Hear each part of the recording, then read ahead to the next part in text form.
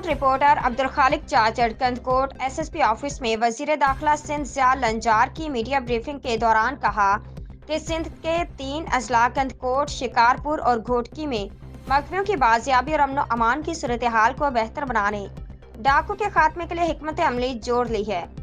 IG Sindh Ghulam Nabi Memon और seniors अफसरान से इजलास के दौरान कच्चे में डाकू की इन लीगल लैंड को वागजार कराने के लिए बड़ा ऑपरेशन किया जाएगा और कराची में केयर टेकर हुकूमत की लापरवाही से डाकू सरगर्म हैं।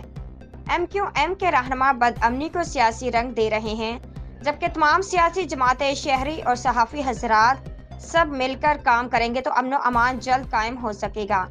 इसलिए पुलिस की हौसला अफजाई करें ताकि जवान कच्चे के साथ पक्के के डाकू का खात्मा कर सकें। जहां तक बात कबायली तनाज़ात की है तो हमने इलाकाई सरदारों से बातचीत की। जल्द कबीलाई तनाज़ा सुलह कराने का अमल शुरू किया जाएगा। डाकू को सरेंडर करना चाहिए वरना मौत उनका मुकद्दर होगी। ज़िया लंजार के साथ आईजी सिंध गुलाम नबी मेमन और DIG Larkana, DIG Sukkur, deputy commissioner Kandhkot समेत दिगर बाला अफसरान भी हमरा थे।